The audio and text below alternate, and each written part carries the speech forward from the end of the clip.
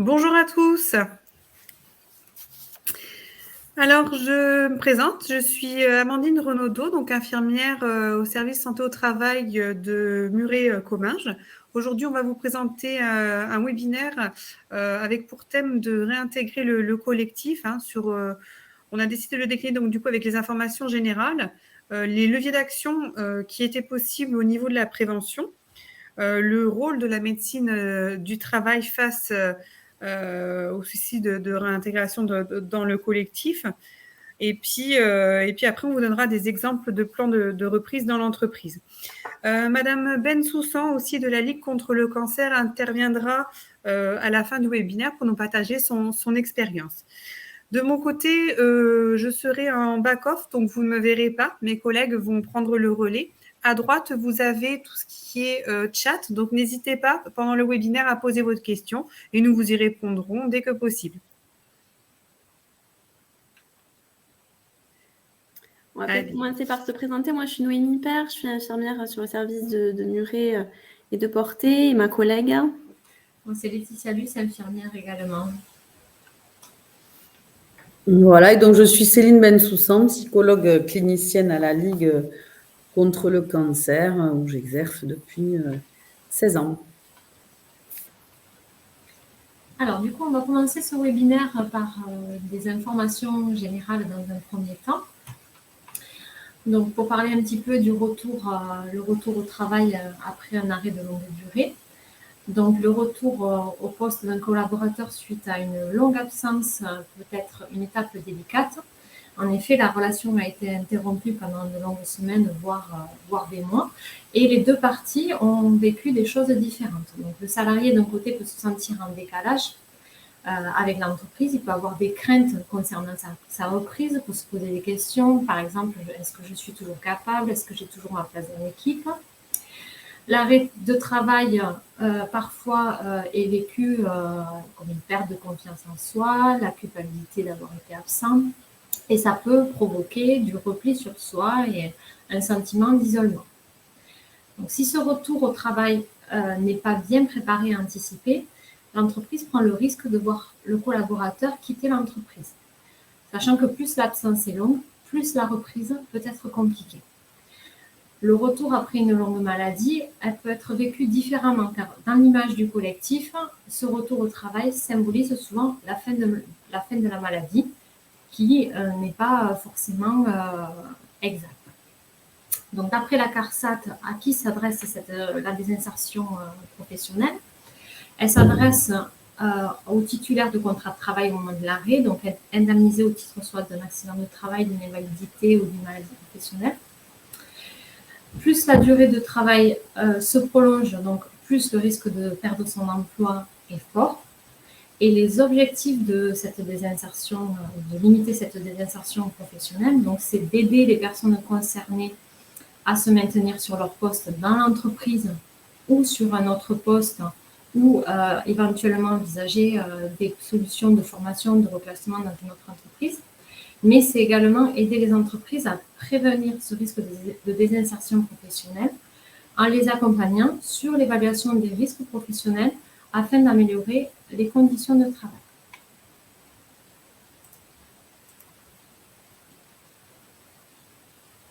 Alors, moi, je vais prendre le relais sur les différents acteurs qui s'articulent justement pour éviter la désinsertion professionnelle. Donc, sur tous ces parcours, le salarié est au centre des préoccupations et le but, c'est de l'aider effectivement en fonction de la situation, en fonction de ses besoins et de son accompagnement aussi, de trouver les intervenants qui sont les plus adaptés pour lui, pour faire face à ce risque-là. Donc déjà, il y a l'assurance maladie où il y a de nombreux services qui ont développé quand même des choses pour aider les salariés. Donc ça peut être le service médical, il y a un service social aussi, la CPAM, le service de prestation qui peut aider à compléter les salaires sur par exemple une éteinte thérapeutique, des choses comme ça. Le service de prévention aussi. Les réseaux de santé qui sont bien sûr à proximité des salariés tout au long de sa vie, mais aussi pendant ces périodes-là de maladie. Donc le médecin traitant, bien sûr, c'est lui qui prescrit les arrêts et qui accompagne au niveau de la santé. Les établissements de soins et de suite de réadaptation aussi, puisqu'il peut y avoir peut y avoir des hospitalisations à certains moments. C'est tous les réseaux qui sont adhérents à Comet France, en fait, voilà. L'entreprise aussi, on n'en parle pas beaucoup, mais l'entreprise, l'employeur, peut être aussi accompagnant dans cette période d'arrêt. On en parlera après pour garder le lien, pour diriger le salarié aussi et l'informer de ses droits. Mais il est aussi acteur dans la prévention de la désinsertion professionnelle. Bien sûr, la médecine du travail, on vous en parlera plus largement tout à l'heure par rapport à nos rôles que l'on peut avoir sur cet accompagnement-là. Et le réseau d'aide à l'emploi, hein, donc c'est tout ce qui est le service d'appui maintien dans l'emploi des travailleurs handicapés, par exemple. C'est la maison départementale des personnes handicapées, la MDPH, Cap Emploi et Pôle Emploi aussi, qui accompagne maintenant sur ces facteurs-là. Voilà, on va passer sur la slide suivante. Je vais vous parler des leviers d'action dans la prévention. Alors, déjà, la première chose, c'est de maintenir le lien avec un agent en arrêt maladie long. C'est très important, effectivement, puisque quand on est en arrêt, on est frappé quand on est en arrêt par une maladie, hein, donc c'est déjà difficile pour le salarié. Et en plus, il se sent à l'écart de la société. Et ce qui est difficile quand on revient, effectivement, c'est qu'il y a eu toute une période, finalement, de coupure. Donc ça, c'est important de maintenir ce lien. Tout ce qui est important, c'est l'écoute, le soutien, la relation d'aide. Et plus globalement, de pouvoir répondre aussi aux interrogations que peut se poser le salarié, les interrogations personnelles et professionnelles qui découlent forcément de cette interruption de travail. Donc l'objectif de cet accompagnement social est d'aider l'agent qui le souhaite à faire face à des difficultés supplémentaires. Hein. Ça peut être à la réalisation de démarches, par exemple. On sait qu'au niveau de l'administratif, il y a plein de choses à mettre en place. Donc ça peut être une aide par rapport à ça, par exemple, et toutes les conséquences de ces démarches qui n'ont pas été effectuées ou anticipées. Voilà. Donc ça, c'est important. Ça peut être des assistantes sociales qui aident ces personnes-là, par exemple, ou des associations aussi, hein, comme on va en parler tout à l'heure. Et l'accompagnement du salarié, de son entourage aussi, lors d'hospitalisation, ça c'est important. Anticiper le retour et la réintégration au collectif de travail, ça passe par quoi? Alors bien sûr, ça passe par des conditions matérielles, hein, parce qu'effectivement, il y a des personnes qui vont avoir besoin de matériel supplémentaire quand ils vont reprendre leur travail pour continuer à exercer sur leur poste, mais organisationnel aussi, et c'est souvent ce que l'on oublie. On pense à mettre en place le matériel, mais tout le côté organisationnel derrière n'est pas traité. Donc ça, c'est quelque chose à prendre en compte. Et lorsque la décision de reprise est validée par le service des ressources humaines dans une entreprise, celui-ci prend contact avec le médecin du travail pour une visite de reprise. Et ce qu'il faut savoir, c'est qu'il y a possibilité de faire une visite de pré-reprise pour anticiper le retour du salarié dans de meilleures conditions. Mais ça, Laetitia va vous en parler sur le rôle de la médecine du travail tout à l'heure. Voilà.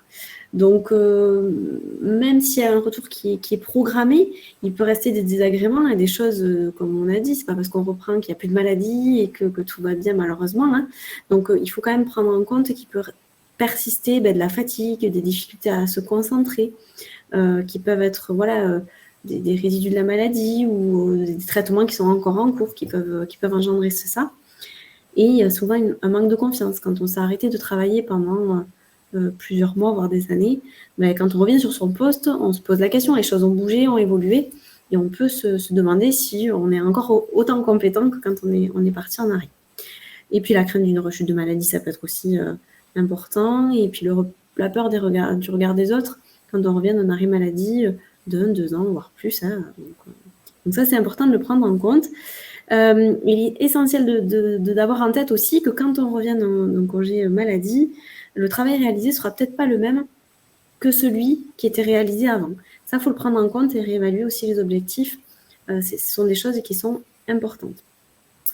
Donc, le retour à l'emploi, il peut s'envisager sous différentes formes, bien sûr. Ça peut être l'aménagement du poste de travail, ça peut être du temps de travail aussi, l'aménagement qui est du temps de travail, le changement de poste avec formation, par exemple. Les gens peuvent changer de poste avec une formation à l'appui derrière pour les aider, ou une réorientation professionnelle. Et derrière, il peut y avoir des bilans de compétences, des choses comme ça qui peuvent être proposées. Voilà pour les leviers d'action. On va passer sur les leviers d'action dans la prévention. Maintenant, comment prévenir ces difficultés-là? Ça passe par la formation des managers, puisque c'est les premiers interlocuteurs quand le salarié revient, et puis sur l'arrêt, donc c'est important. Donc, on l'a dit, à maintenir le contact pendant l'absence, ça c'est très important, parce que le collaborateur, il fait toujours partie de l'entreprise, même s'il est en arrêt. Donc ça, c'est intéressant de garder contact, même on parle des arrêts maladie avec des choses négatives, mais ça peut être aussi un congé maternité, par exemple. Voilà, ça peut être un arrêt qui n'est pas forcément très très long, sur des choses de la vie joyeuses aussi, mais où les collaborateurs peuvent se sentir à l'écart. Donc c'est important de garder ce lien un petit peu. Voilà. Et de partager ces nouvelles avec le reste de l'équipe aussi pour qu'il continue à y avoir un lien qui se forme.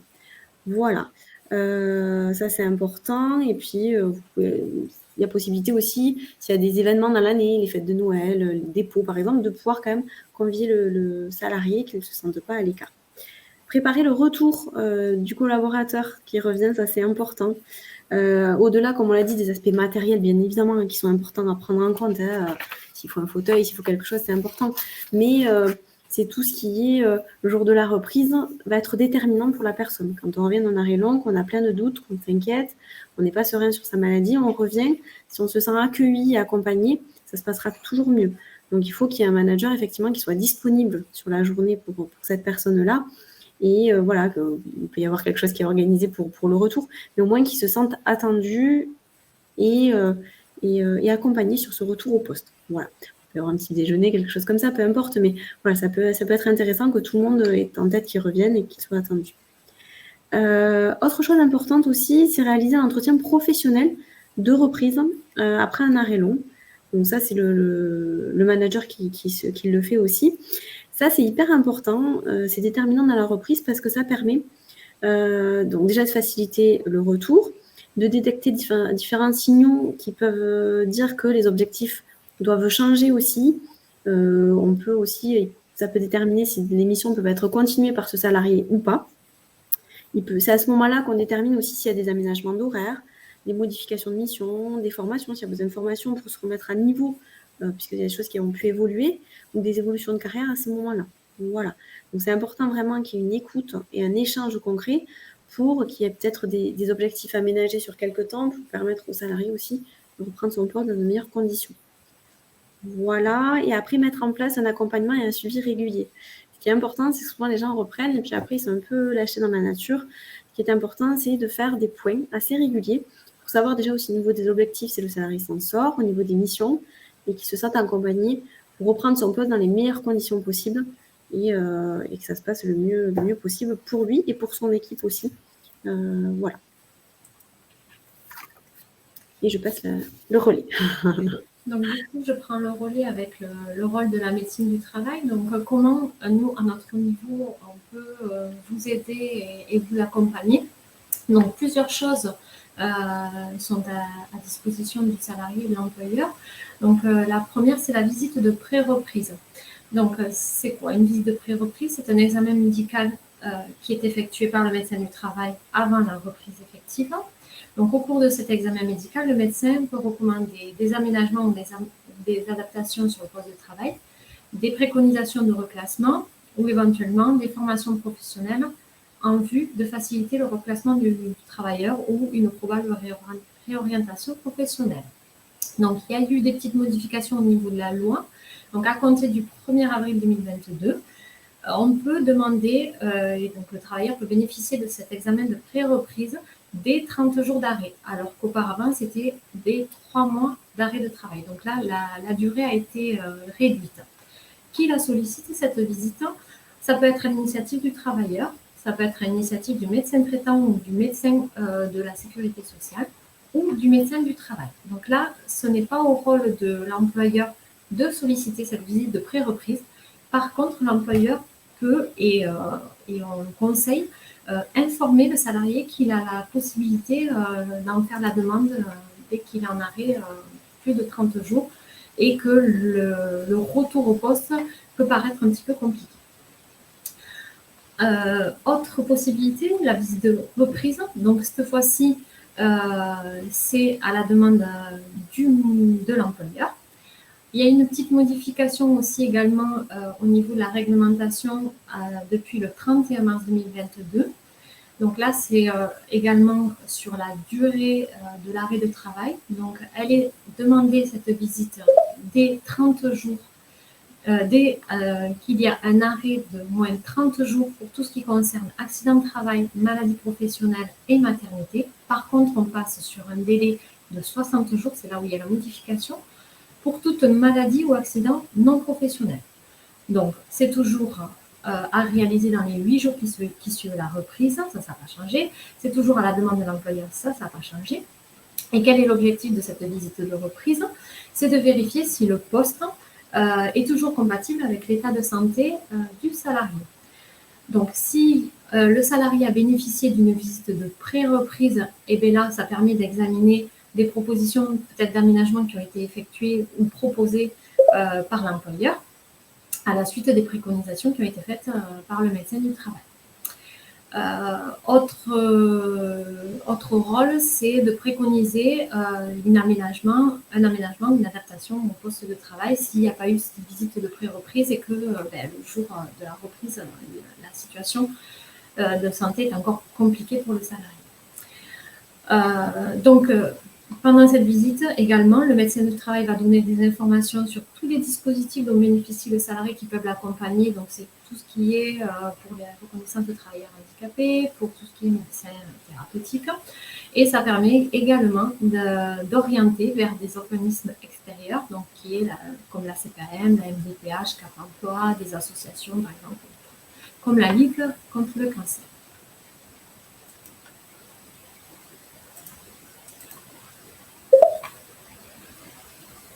Du coup, on en a terminé pour tout ce qui est des généralités, un petit peu du rôle de la santé au travail. Et aujourd'hui, nous avons la chance d'avoir madame. Alors, je te coupe Laetitia, on va juste finir sur le plan de reprise peut-être.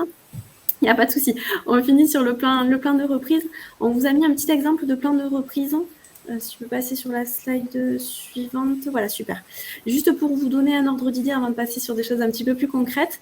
Voilà, sur un plan de reprise qui peut être fait par un manager dans une entreprise, il peut y avoir la définition des responsabilités, la réévaluation des objectifs, on l'a dit, par rapport à l'entretien. Ça, c'est vraiment important qu'il y ait des objectifs clairs et que tout le monde soit au courant, que ce soit le salarié ou le manager. Identifier les besoins de formation ou de remise à niveau.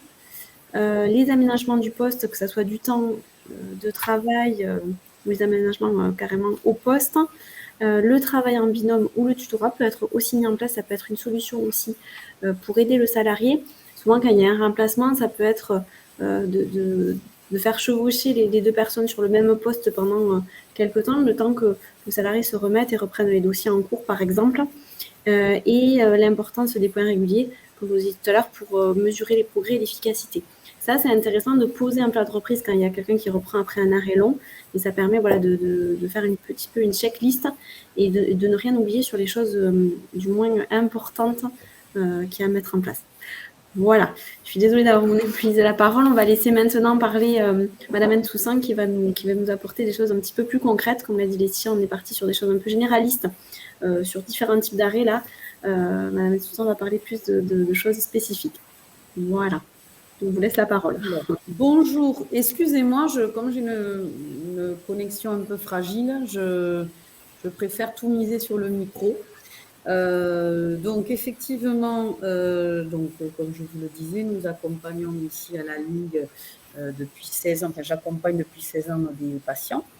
Et donc l'idée c'était de partager un peu avec vous eh bien voilà, ce qu'ils peuvent un peu venir nous en dire de cet arrêt, de tout ce que vous avez évoqué quand vous parlez de cette perte de confiance, des effets cognitifs, etc. Donc je vais reprendre un petit peu tout ça. Donc à quel moment cette reprise arrive? Donc elle arrive donc soit dans la période de l'après-cancer, c'est-à-dire que la personne s'est mobilisée sur les traitements, a mobilisé toutes ses ressources, a été entourée, a eu un agenda chargé de rendez-vous médicaux. Voilà, elle est allée de rendez-vous en rendez-vous. Et suite à ça, tout s'arrête. Tout s'arrête. Et donc, on a l'entourage qui retourne à sa vie parce qu'ils ont juste envie que ce soit comme avant. Hein, donc, c'est plutôt par bienveillance, bien souvent, qu'il y a cet effet-là. Et il n'y a plus ces rendez-vous, donc la personne se sent bien moins entourée. Et c'est souvent à ce moment-là que la reprise se fait. Donc, on est dans un moment un petit peu souvent de fragilité, de vulnérabilité. Et il faut savoir qu'en plus, ça, c'est un petit peu nourri par le fait que les traitements ont imposé une parenthèse, en fait, ont imposé un arrêt qui bien souvent amène à une relecture de sa vie.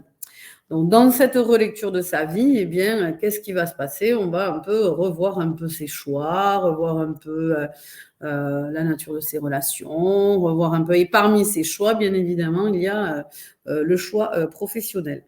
Donc, le choix professionnel, qui souvent, finalement, on s'aperçoit que ça a moins de sens, voilà. Donc, nous, on a en fait, si vous voulez, deux chemins qui vont s'ouvrir à nous, c'est-à-dire soit effectivement une anxiété liée à la reprise, mais ça ne veut pas dire que les patients que nous accompagnons n'ont pas ce désir. Hein, souvent, il y a quand même aussi ce désir de reprendre, mais avec beaucoup d'anxiété. Donc ça, j'y reviendrai, même si vous avez abordé beaucoup de choses.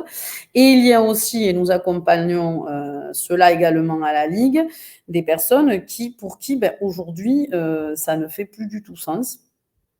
Et qui ne souhaitent plus finalement revenir. Donc là, vous proposez diverses choses, effectivement, des formations, reclassements, choses comme ça, donc qui peuvent effectivement aider à revenir différemment, je dirais. Et nous travaillons avec le cabinet Marie-Jules RH, en fait, qui propose soit des ateliers d'aide au retour à l'emploi. Donc, tout ce qui concerne ce que vous disiez, des choses assez concrètes comme l'estime de soi, la confiance, estomper un peu ces effets cognitifs qui sont liés au traitement. Soit, carrément, redessiner on accompagne les patients à redessiner un nouveau projet et à s'inscrire dans un nouveau projet professionnel. Donc là, ce n'est pas trop ce qui concerne votre webinaire d'aujourd'hui, mais en tout cas, nous avons ces deux aspects. Donc, oui, donc vous parliez en termes de capacité, effectivement, eh bien oui, il y a cette fragilité-là, donc cette perte de confiance qui est effectivement nourrie par ce qu'on a ces handicaps invisibles qui sont les effets cognitifs. Donc, vous l'avez dit, perte de mémoire, difficulté quand même de concentration, une grande fatigabilité, parce qu'en fait aussi, qu'est-ce qui se passe dans cet après-cancer? C'est qu'en fait, nous sommes en convalescence. Et ce temps de convalescence, il n'est pas défini, il n'est pas déterminé. Ce n'est pas une temporalité que l'on explique aux patients. C'est-à-dire qu'on commence quand même à beaucoup parler d'après-cancer, mais on ne l'aborde pas en termes de convalescence. Et or, pendant cette convalescence, vous le savez, c'est le temps de la réparation, c'est le temps de la récupération, et il y a ces handicaps invisibles qui vont être donc ce que je vous disais au niveau de la mémoire, de la fatigabilité, de la capacité à se concentrer. Donc, cela se rajoute un peu à ce que l'on disait tout à l'heure, des effets plus psychiques, on dira, des effets liés au sens. Et d'où l'importance, effectivement, de tout ce que vous avez abordé auparavant pour une reprise en douceur, effectivement. Et un accompagnement lors de la reprise. Alors, nous proposons pour les managers et les équipes un serious game, donc ce serious game en fait aborde tous les aspects liés à la maladie, de l'annonce à la reprise le jour J, avec tout le parcours du patient. Voilà, c'est vraiment pour sensibiliser, pour amener peut-être quelques informations pour pouvoir effectivement élaborer cet accompagnement dont vous avez parlé là tout du long, toutes les deux. Effectivement, donc accompagner les équipes parce que ça veut dire aussi que parfois, on a un petit peu de ressentiment, c'est-à-dire que peut-être qu'on a dû redistribuer un peu la tâche et que quand la personne revient, voilà, ça a peut-être créé un peu des tensions, voilà, des choses comme ça. Donc, il s'agit, lors de ce Serious Game aussi, de pouvoir brosser comme ça enfin, essayer d'aborder tous ces aspects pour qu'on puisse accueillir et s'organiser au mieux. Bien évidemment, donc vous l'avez dit, cette perte de confiance et ce repli. Alors nous, on encourage, mais après les patients ils font ce qu'ils veulent, mais on les encourage quand même à quand même prévenir qu'ils risquent de partir pour un temps assez long, hein, pour que l'entreprise puisse s'organiser et qu'il n'y ait pas justement peut-être ces tensions après. Bon, après, ça lui appartient. Alors, voilà, donc c'est vrai que ce que nous disent les patients, c'est que soit ils ont envie de couper, de plus du tout avoir de nouvelles et vraiment de couper complètement avec le travail, avec l'équipe et voilà, soit ils vont effectivement avoir besoin de garder ce lien. Alors, soit ils vont peut-être pas forcément répondre, mais ça va être important pour eux d'être toujours associés aux évolutions, aux projets qui se développent, enfin en fonction de la fonction de chacun au départ. Soit certains vont effectivement apprécier, comme vous disiez, pouvoir se sentir encore inclus dans les temps partagés, hors structure, mais partagés par les collègues. Donc ça, c'est sûr. Et ensuite, nous, eh bien, à la Ligue contre le cancer, nous proposons en fait qu'il aille un peu interroger tout ça sous différents soins de support. Donc je pense que ça aussi, c'était intéressant de vous dire un peu ce que l'on propose. Nous, on a donc plusieurs soins de support qui sont bien sûr proposés gratuitement aux salariés, aux patients et aussi aux proches. Parce qu'en fait, donc là, aujourd'hui, on aborde peut-être la difficulté du patient, mais il y a aussi la difficulté du proche, que l'on appelle aidant aujourd'hui. Donc, ça vient bien dire dans quoi il est enferré quand même, l'aidant. Hein. Il se professionnalise presque dans l'accompagnement de son... Donc, on les accueille également. Donc, ça, peut-être que ça donnera l'occasion d'un autre webinaire, je ne sais pas. Aussi, l'accompagnement des aidants dans l'entreprise également, parce que c'est vrai que c'est une énorme charge. On fait reposer beaucoup de choses sur eux. Donc, c'est important de... Voilà. Et donc, les soins de support qu'on va proposer à la Ligue, donc ça va être effectivement l'accompagnement psychologique. Oui, donc il faut savoir que c'est gratuit, bien sûr. Là, tout ce qui est un peu... Parce que l'idée, c'est de pouvoir se réappuyer sur ce corps aussi qui a fait faux bond, se réconcilier avec ce corps auquel on s'est senti parfois trahi, parce qu'on n'a pas forcément senti qu'il se passait quelque chose. Donc, on va avoir tout ce qui est activité physique adaptée. On va avoir tout ce qui est socio-esthéticienne également pour peut-être donner un autre champ, un autre espace pour ce corps qui a été malmené, en tout cas ouvrir un autre champ. Donc il y a l'accompagnement, comme on vous disait, d'aide au retour à l'emploi. La possibilité de rencontrer, on a un petit pôle juridique, avocat, huissier, notaire. Donc ensuite, on va également... Donc, il faut savoir que l'activité physique adaptée, ça représente tous les jours, hein, il y a des propositions. Hein, voilà. Et donc, quand la personne a repris, si par exemple, elle reprend en mi-temps thérapeutique, elle peut continuer, bien sûr, à bénéficier en parallèle de cet accompagnement. Donc, ce qui peut être aussi, qui peut participer de cette passerelle pour la reprise. Hein, effectivement, donc on va avoir un petit peu de réflexologie, voilà, choses comme ça, un peu bien-être, hein, différents ateliers d'art-thérapie, etc. Donc, moi je trouvais aussi que des fois, durant ce mi-temps, et donc on a des personnes parce qu'on les accompagne durant la reprise, après, pendant, enfin bon, voilà. Et c'est vrai que ça participe aussi de cette passerelle. On va vous faire passer un lien via une plateforme Emploi et Cancer où là vous aurez de nombreux témoignages de personnes concernant différents aspects de la reprise. Donc n'hésitez pas à aller voir cette plateforme.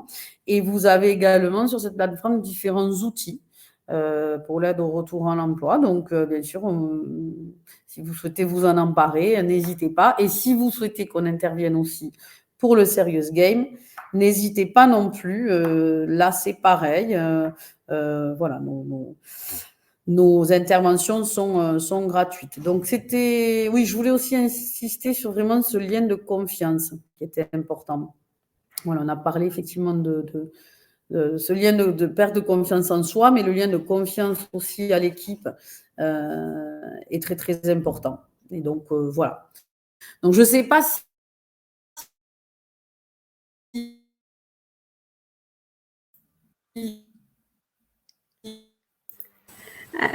on vous entend très mal, Madame Bensoussan. Je ne sais pas si vous nous Je pense entendez. qu'on a perdu la connexion. Dites-moi. Ça y est, on n'a pas entendu ce que vous avez dit là. Alors, malheureusement, ça a coupé. Je crois qu'on a perdu la connexion avec Madame Bensoussan. Le lien dont elle parlait, c'est le lien qu'on a mis sur notre webinaire, là, le lien que vous voyez, https://emploicancer.lit-cancer.net. N'hésitez pas. Pour le coup, ce webinaire, comme d'habitude, vous le retrouverez sur la chaîne YouTube. De notre côté, sauf si Madame Bensoussan revient. Peut-être en attendant qu'elle se reconnecte, si elle y arrive. Nous avions prévu de faire un échange questions-réponses un petit peu table ronde. Donc, si des personnes souhaitent participer à cet échange, bien sûr, si Mme Bensoussan arrive à se reconnecter, écrivez-nous dans le chat « Je souhaite participer », comme ça, on peut activer votre micro et puis vous proposer cet échange en direct. Je crois que je suis revenue. Oui, vous êtes là. Excusez-moi. Hein. Ce sont les choix du direct, c'est pas grave. Si vous vouliez rajouter quelque chose peut-être à votre intervention.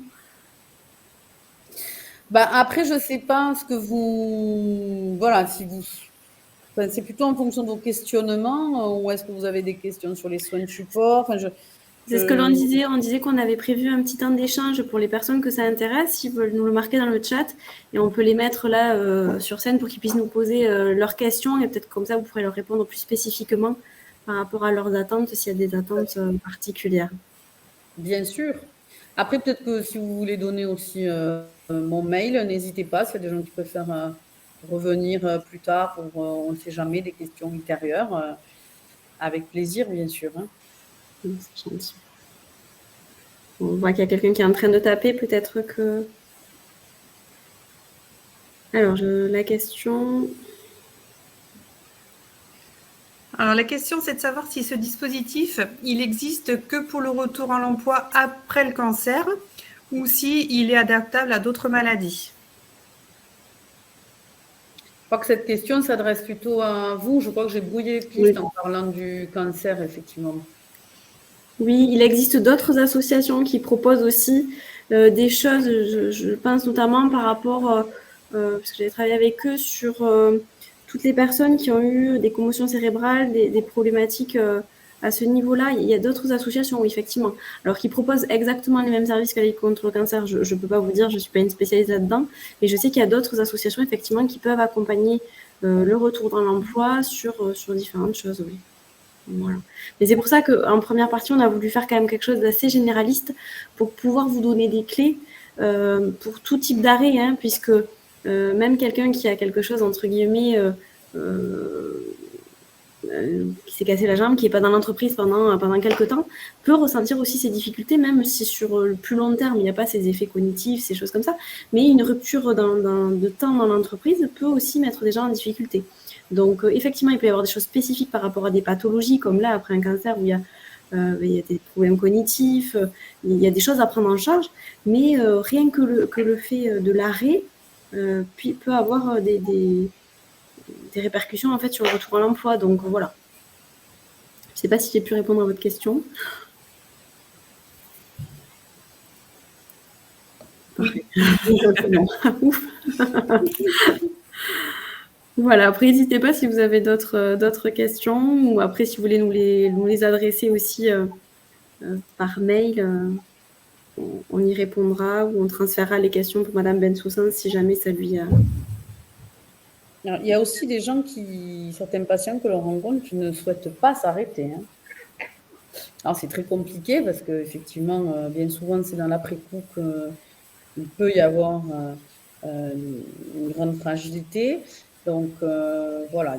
Mais il existe aussi des personnes pour qui vraiment le travail est une identité à part entière et qui ne souhaitent pas s'arrêter. Bon.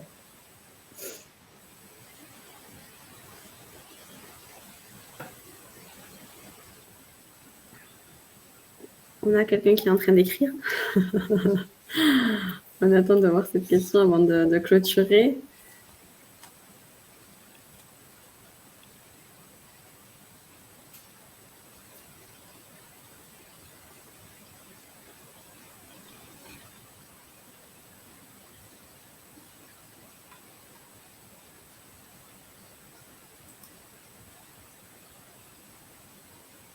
Bon. Ah si.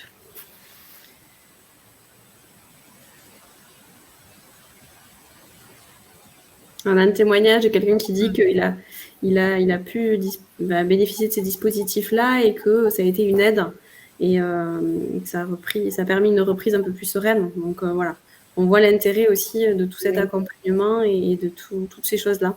Donc voilà. Oui, c'est important que ce soit validé effectivement par quelqu'un qui a pu bénéficier de tous ces accompagnements. C'est ce qui donne aussi du sens à ce qu'on va proposer et mettre en place. Alors, je ne sais pas si ça concerne contre le cancer ou le dispositif au sens plus large, mais effectivement, ça vient toujours donner du sens.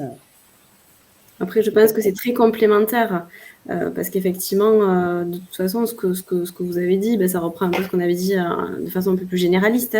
Mieux le retour est accompagné, de toute façon, plus le salarié sera à l'aise et ça se passera bien pour lui sur le plus long terme. Donc, ouais.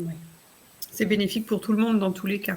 Et d'où l'importance des employeurs et de tout le personnel encadrant aussi de relayer toutes ces informations, les dispositifs, comment la personne peut être accompagnée. Ce sont des acteurs importants dans la réussite de retour à l'emploi.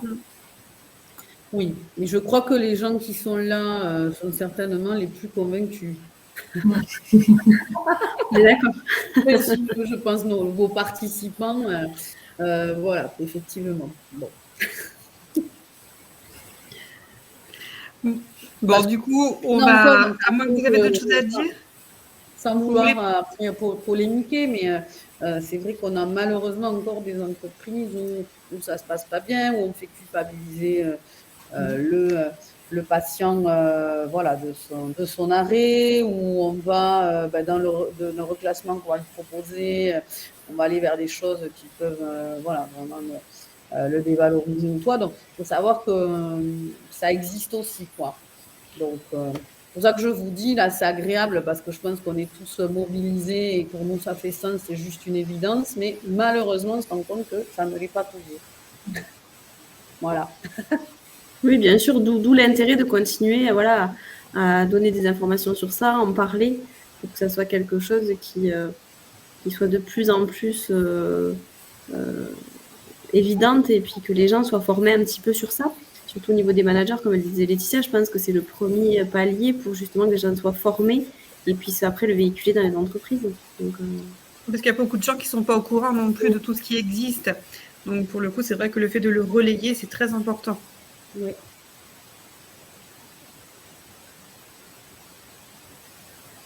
Je pense qu'on va pouvoir clôturer. Oui, alors du coup, je vais clôturer ce webinaire. Donc, comme je le disais tout à l'heure, vous pouvez nous trouver sur notre page YouTube.